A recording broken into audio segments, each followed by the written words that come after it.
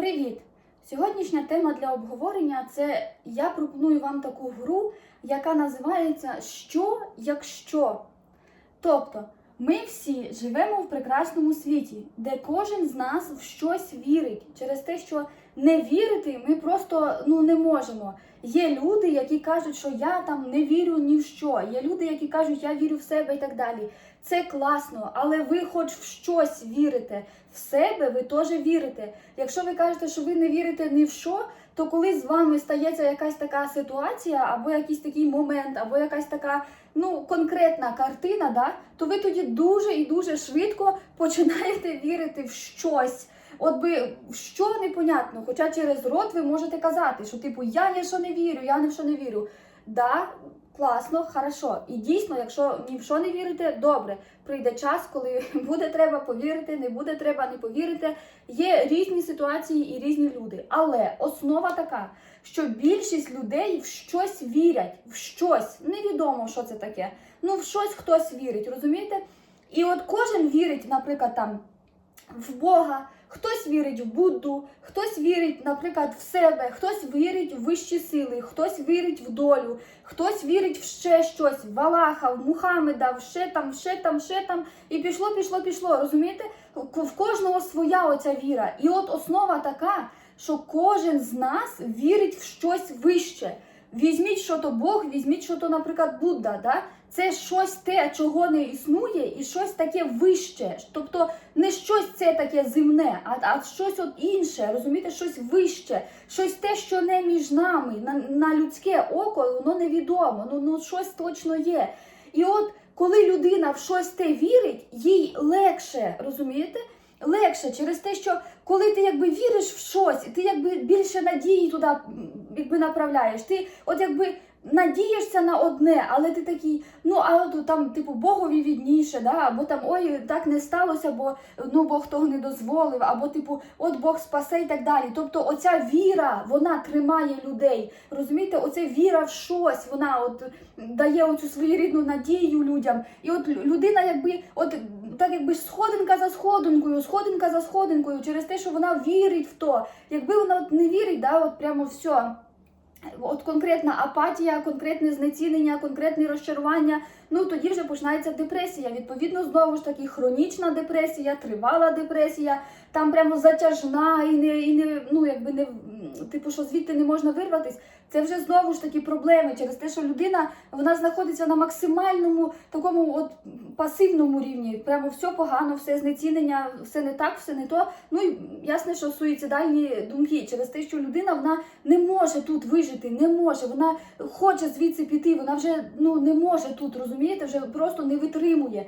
І знову ж таки, таких ситуацій теж є чимало. Але основа така, що коли людина вірить, от оця віра, вона її тримає. Якщо ми звертаємось до Біблії, то там каже, якщо ви маєте віру, хоч як малесеньке зерно, то ви можете гори навіть місцями переставляти. Це про те, що ваша віра, вона максимально велика. І якщо ви маєте маленьку віру в щось, ви настільки сильні, що воно відбудеться, розумієте, що ви маєте настільки велику силу. Але люди знову ж таки тлумачать по-своєму. Тому що, якщо ви відкриєте будь-яке писання, будь-яку релігію, почнете взнавати, копати, викопувати, коли ви почнете вивчати, звідки пішла будь-яка релігія, от будь-яка вітка релігії, звідки вона пішла, хто її засновник, скільки років після того, як померла та людина, про яку, возвеличується, про яку основна суть книжки, скільки пройшло років після її смерті,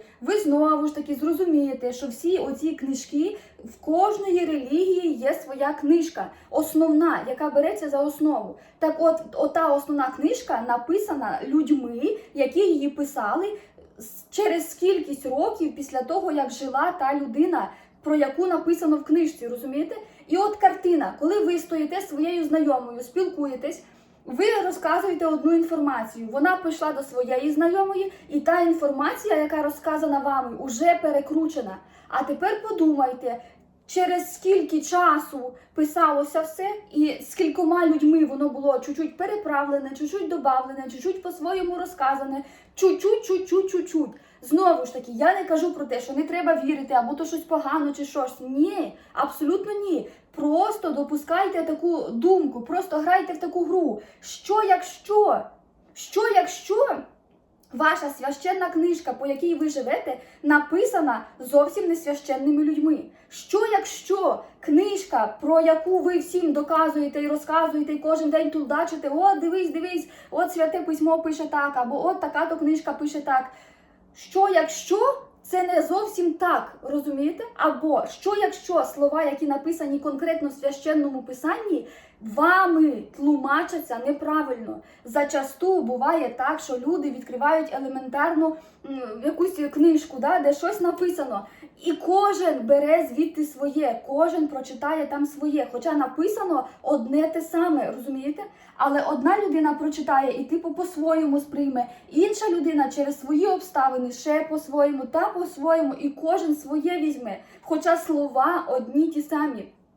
Конкретна Біблія, кожен читає строчки з неї і кожен тлумачить по-своєму. Хтось одне припліте туди, хтось друге, хтось під себе підтусує, хтось взагалі на світ його, цю Біблію так сказати, застосує, розумієте? Тобто кожен, так як треба, розумієте? І кожному так як треба. І от коли ви допускаєте таку думку, що якщо, то ви наче якби все в своєму житті ставите під сумнів. І це дає вам можливість подивитись на вашу ситуацію під різними кутками. Це дає вам можливість по-різному оцінювати, по-різному дивитися, по-різному сприймати. І це розвиває ваше отут, розумієте? Тобто, коли в мене померла мама, я була дитиною, я ходила в 9 клас, розумієте, закінчила 9 клас, мала йти в 10. От в тому проміжку літом в мене померла мама, розумієте? І я була дуже релігійною дитиною. Я прямо настільки, для мене Бог це, просто, я там все в церкву, там мені кожну неділю, якщо до церкви я не йду, я прямо себе там, якось так неправильно відчуваю, мені так треба була церква. І от так, весь час, І я настільки вірила в Бога, там молилась і так все. І потім картина така, що коли в мене померла мама, то я просто не могла навіть як прийняти, що наскільки Бог несправедливий, що всім мами оставив, а мою маму в мене відібрав. І я як дитина, я настільки злилася на того Бога, що як ти міг, чому ти забрав мою маму? Чому моя мама пішла, розумієте?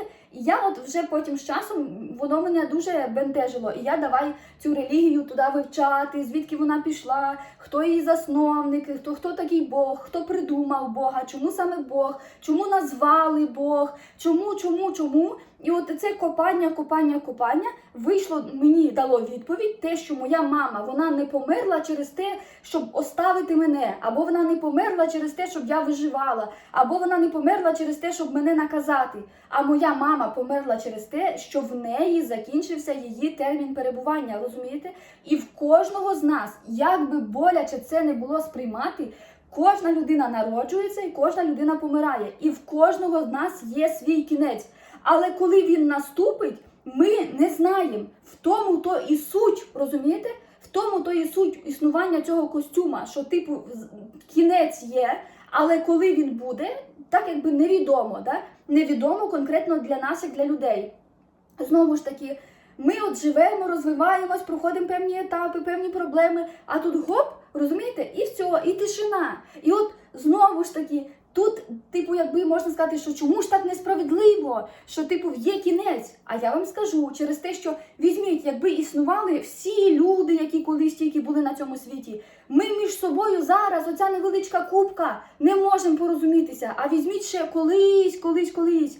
Знову ж таки, земля, оцей такий шар, не витримало, Скільки людей, яке навантаження, візьміть, що зараз відбувається. І воно його все по кругу, просто по кругу йде, але змінюються костюми. Костюми міняються. І цей костюм, він теж не вічний. Візьміть елементарну, наприклад, там машину. Вона вас їде, а потім закінчуються там якісь змазки, закінчуються масла, фільтра, там щось там лопається, тріскається, ті самі кольоса стираються, розумієте? І вам або треба її ремонтувати, тобто замінювати, щось нове ставити, або просто, все, вона перестає їхати. Те саме ваше тіло, абсолютно те саме. Це та сама машина, яка певний проміжок часу їде, да? А потім ваше тіло починає ламатися, починають якісь там, треба замінювати механізми через те, що то рука щось там, то нога, то голова, то щось там не працює, то ті тромби забиваються, то ще щось, розумієте?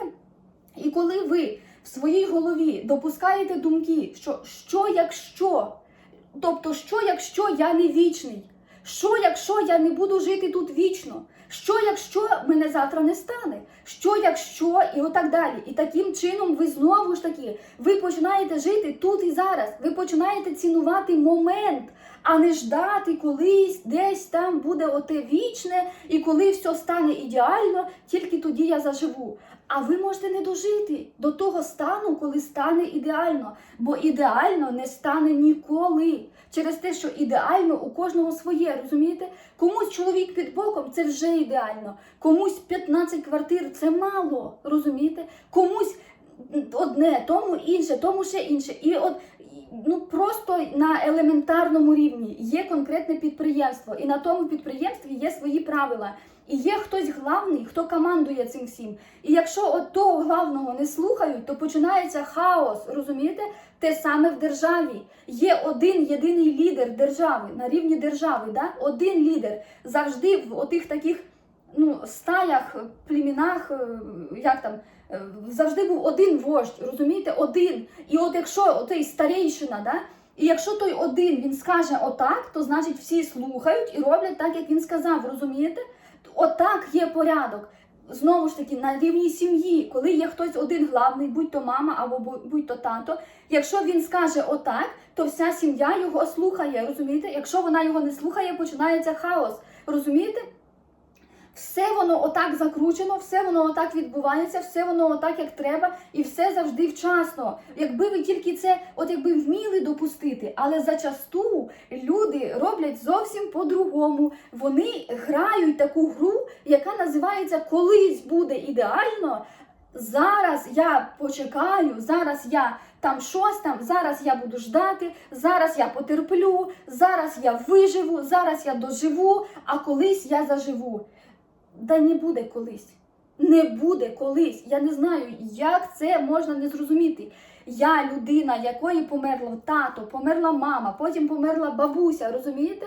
Тобто я настільки знаю, як це цінно, коли біля тебе є людина, і треба їй в той момент сказати «я тебе люблю». Треба їй в той момент обняти. Треба в той момент з нею добре повести себе, розумієте?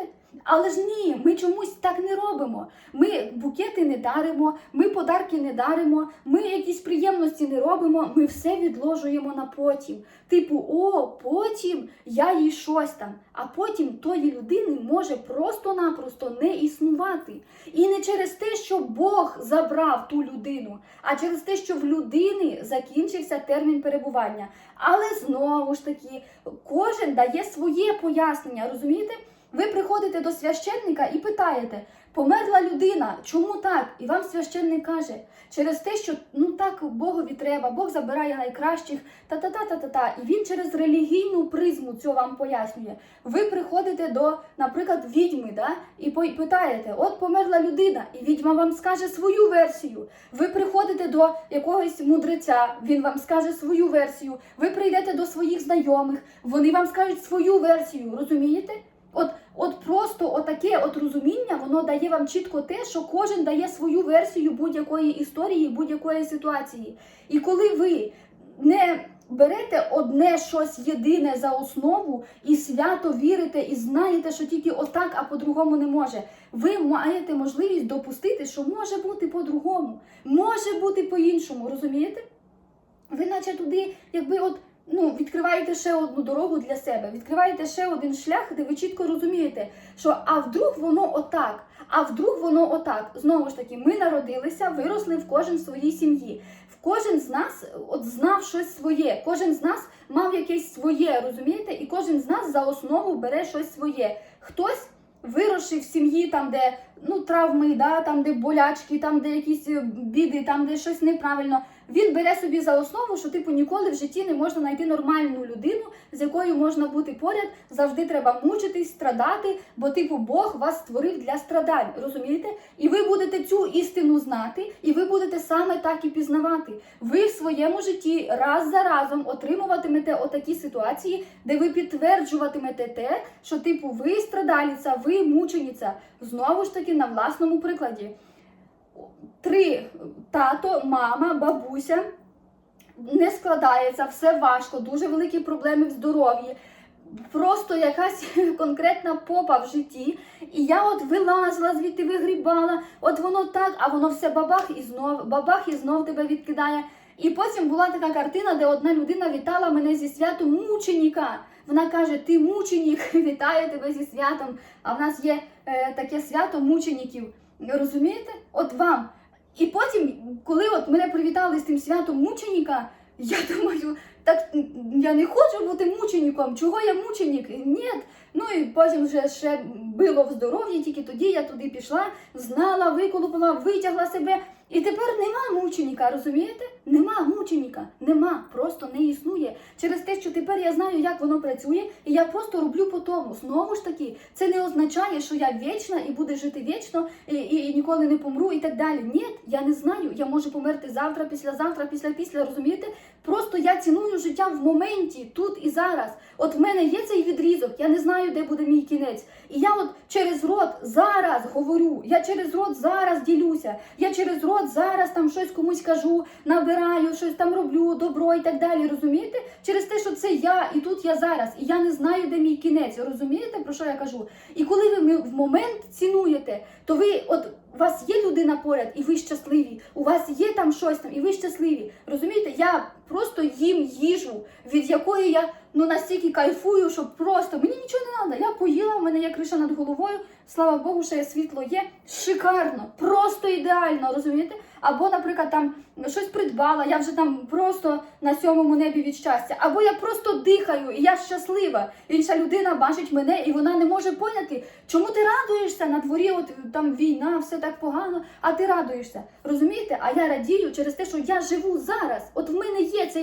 можливість пожити. От дивишся в вікно, пролітає шахед над будинком, розумієте? І ти не знаєш, наступний удар буде який і куди. Розумієте, про що я кажу? І ви цінуєте момент цінуєте. Оце основа. І коли ви знову ж таки допускаєте те, що а що якщо до вечора не буде, а що якщо завтра не наступить, а що якщо буде отак-то, а що якщо отак-то, то ви розвиваєте свою оцю таку, розумієте, якби, можливість побачити по-другому і допустити те, що може бути по-другому. І саме таким чином у вас розвивається от ваш кругозор, розумієте? І ви знову ж таки копаєте, викопуєте, взнаєте і от витягаєте істину. Я не кажу про те, що вірити в щось погано, або не треба в щось вірити, або якось не треба пояснювати. Робіть так, як зручно вам. Але допускайте те, що може бути по-другому, розумієте? Якщо ви живете в кирпічному будинку, а інша людина строїть модульний будинок, або взагалі живе в квартирі, то це є нормально. Є люди, які живуть щасливо, а є ті, які притворяються, що живуть щасливо, розумієте?